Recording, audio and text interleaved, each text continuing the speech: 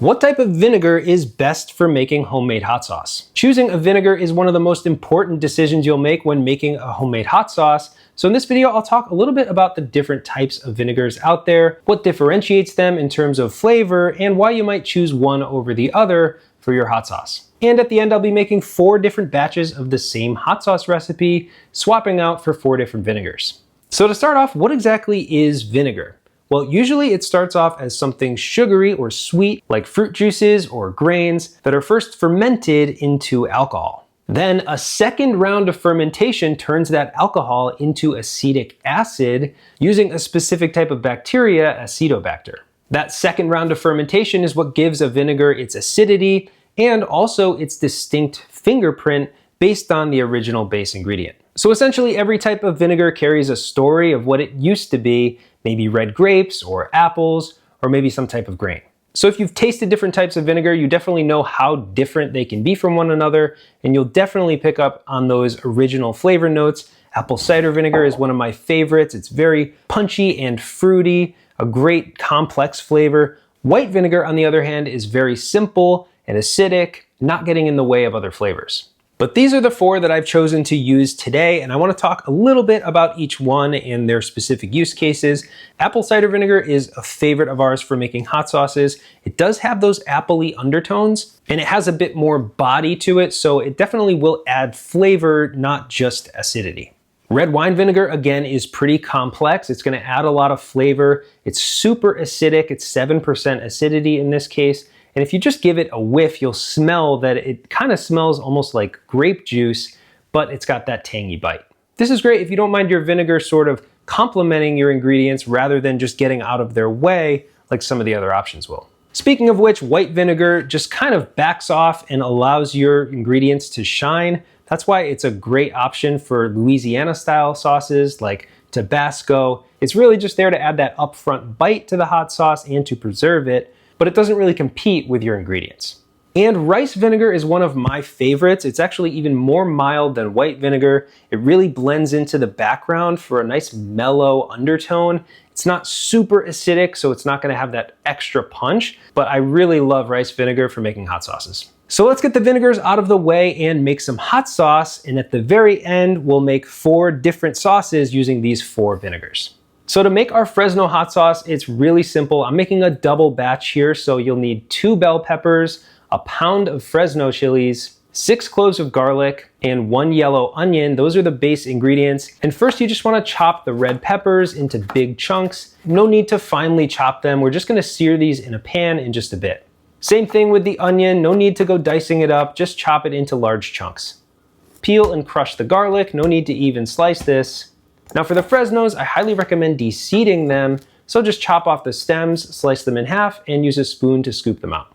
Heat some high heat cooking oil like avocado oil in a pan, and sear all of your fresh ingredients, starting with the bell pepper, flipping them over every 5 minutes or so. This should take between 10 and 15 minutes. You want the skin to be nice and blackened and for the peppers to be softened. Same thing with the onions. You might need to work in batches like I am here. And when the onions are almost done, throw in the garlic and sear that up too.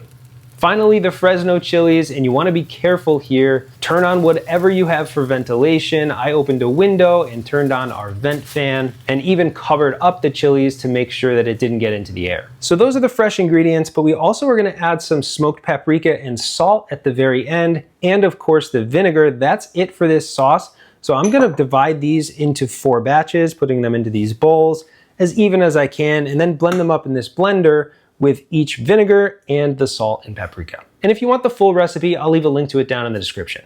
Fresnos, oh boy. Just gonna be as even as I can here. Make sure there's some garlic in each of them and the bell pepper to finish it off. A few big pieces for each. I think that's pretty even. All right. I think I'm gonna label each bowl now just so that I don't lose track of which one is which. So I'll do rice. Okay, so this will take a little bit of time, but I'll show you the first one. I'll go with the rice vinegar first here to do the mildest first in here. So all of the roasted veggies going into the bottom there. The salt and smoked paprika on top, and divide it out. We need a 1/3 cup of vinegar. So And hopefully we have enough liquid and ingredients to blend this up. We'll see.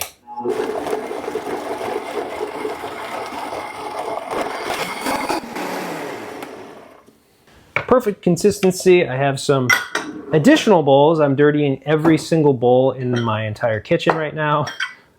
And here goes our rice vinegar hot sauce. Pour that in.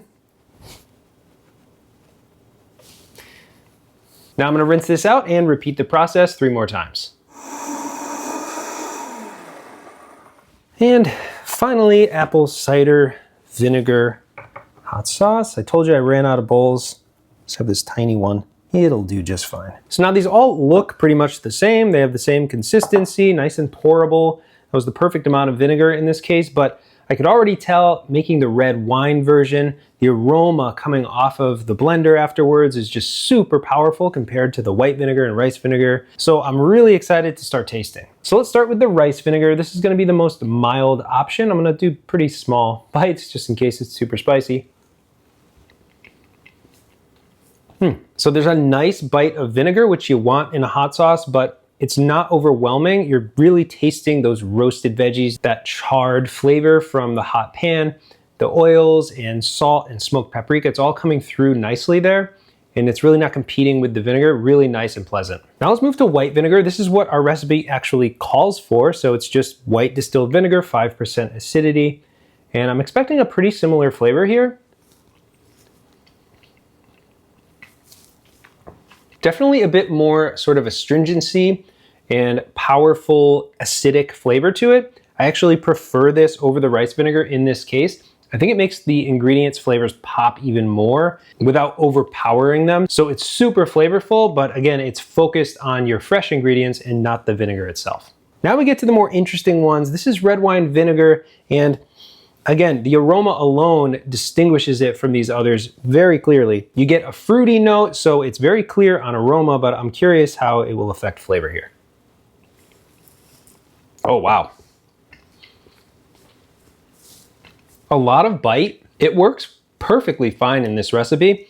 It's definitely not bad, but it is a pretty upfront flavor. So the white wine and the rice definitely fall into the background and let the primary ingredients shine. If you use red wine vinegar, expect the flavor of the vinegar itself to really be part of the experience. And it's super acidic, so the bite is really strong and upfront, and I really like that. If you're experimenting, it's definitely one to tinker with. And lastly, apple cider. This is another staple of ours. We sort of fluctuate between white, rice, and apple cider when we're making new hot sauce recipes. I would say apple cider falls somewhere in between these two extremes, between the rice vinegar being very mild and the red wine vinegar being very upfront.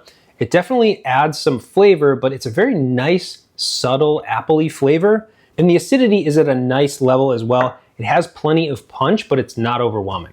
Now, some of you might be screaming at the screen right now, asking why I didn't use lemon or lime juice.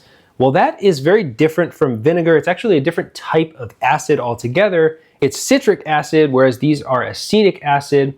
And while we love using lemon or lime in our hot sauce recipes, we usually add it at the very end. After cooking and blending is completed, we just add a bit of fresh lemon or lime juice to add flavor, that fresh, nice, citrusy aroma and flavor, instead of relying on it to do the work of preserving the sauce and providing the primary bite. The main reason is that lemon or lime juice can't really be relied upon to be a certain percentage acidity. But if you do want to use it as your primary acid, make sure you're using bottled lemon or lime juice. Those have controlled acidity levels and are much more likely to preserve your sauce properly. Now, these are just 4 vinegars. I'd love to hear what vinegars you like using in your hot sauces.